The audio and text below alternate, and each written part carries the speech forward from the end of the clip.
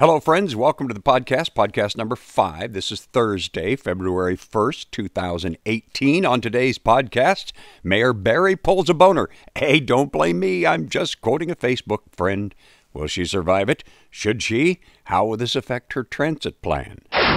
Maybe the most binge-worthy Netflix series ever. I'm on number 5. A question. Are all black cars invisible or just mine?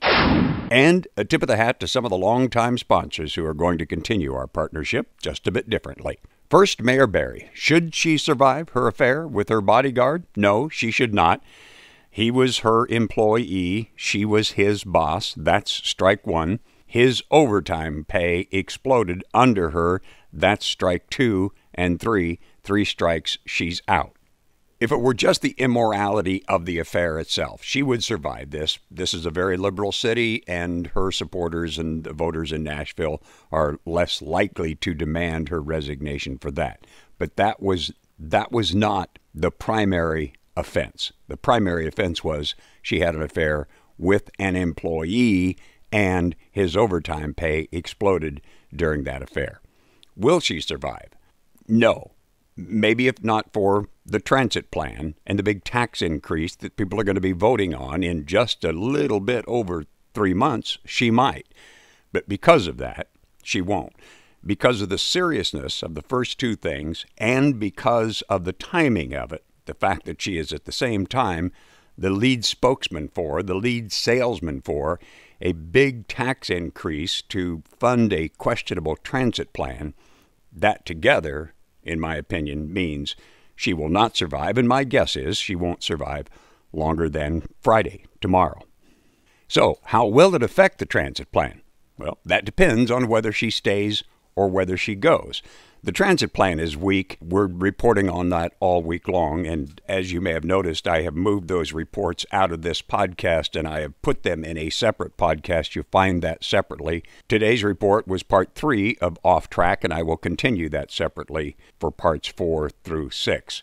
But I just got off track. Her transit plan will have an even tougher time passing with her at the helm, and the powers behind the throne are just not likely to let that happen. I know nobody can actually force the mayor to resign, although I'm not actually sure about that. I'm not sure whether any kind of an ethics question, an ethics investigation, any ethics charges would come into play here. I know if she were in the state legislature, she would be forced out, as Representative Jeremy Durham was forced out for having an affair or affairs with underlings. This is not dissimilar to that, except that she's the mayor, he was a state representative, she's a woman, he's a man. Those things probably should not matter, but they also probably do. What will cause her to resign before anybody has to attempt to force her out was the fact that she had an affair with an employee, and just coincidentally, his overtime pay exploded during that period. Binge alert. If you're looking for a binge-worthy Netflix series, I recommend Mindhunter. Mindhunter is a crime drama series based on the true crime book Mindhunter Inside the FBI's Elite Serial Crime Unit by John E. Douglas and Mark Olshaker. The series debuted on Netflix on October 13, 2017. In November, it was renewed for a second season. It's about 2 FBI agents, Holden Ford and Bill Tench, who decide in the 1970s to try to figure out what motivates serial killers, to see if they have things in common that might lead to intervention. They seem to have at least one thing in common, but I won't spoil that for you. The pair takes a road trip to places where serial killers have struck and discusses the mentality of serial killers with local law officials. When one of them gets a chance to interview one of the most heinous serial killers ever, he took it, and he wanted more. As it turns out, serial killers are very talkative. He ran into a lot of resistance inside the FBI, but eventually got permission to continue, and the pair hooked up with a psychologist who's been trying to study the same thing, and now she's got access by partnering with the 2 agents to the best laboratory in the world for such a study. Their interviews with the serial killers, with her help guiding and analyzing the interviews. It's 1,000 times better than the CBS series Criminal Minds, which was sort of on the same subject. and which I once liked, but not for long.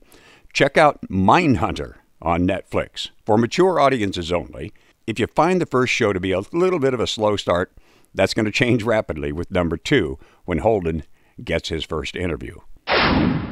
Are all black cars invisible or just mine? I can see my car. Nobody else appears to be able to. 3 times in the last 2 weeks, and twice just yesterday, people pulled in front of me as if I was invisible. Let me describe what happened yesterday. Driving on a 4-lane, one of these main 4-lane roads, coming up to an intersection. I was in the right-hand lane. A car next to me in the left-hand lane decides he wants to pull into the Walgreens, which is to the right of me. So he just does. He just pulls right in front of me, crosses my lane into the Walgreens until I slam on the brakes and hit the horn, and he changes his mind at the last minute. It's a good thing he did, because if he didn't, I would have run into him. It wasn't more than, 5 minutes later that I was going through an intersection. I had the green light.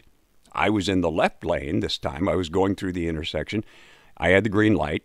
A lady coming from my right turned right. She could, because she had a right lane that she could turn in, and nobody was using that lane. But that wasn't good enough for her. She wanted to turn right and then cross over in front of me into a gas station on the other side of the street. My car's invisible, ladies and gentlemen. Don't ever buy a black car. And finally, I want to thank the first of who I hope are going to be many sponsors who have opted to try to keep our longtime partnership alive by purchasing my voice talent services to voice some of their radio commercials. Among those to sign up so far, Accurate Mortgage, the company I've been endorsing the longest and with whom I refinanced my mortgage many, many years ago. Great people, Mike and Joe and the whole crew. Assisted Family Care, which has made a reputation helping wartime veterans apply for a little-known benefit that provides daily living assistance. Exit Realty, the Moore Group. Monty has said more nice things about me over the years than anyone I know, because I helped him find more customers than any of his other advertising, and most of it combined, or so he tells me. Now, I expect at least 2 others to follow soon, and I am available if others want to use me, assuming I like their business and they've got a good, true story to tell. So if you know such a business, let them know. And please patronize my sponsors when you can. And don't forget, when in Nashville, tip the band. That's podcast number 5. I'm Ralph Bristol, at your service.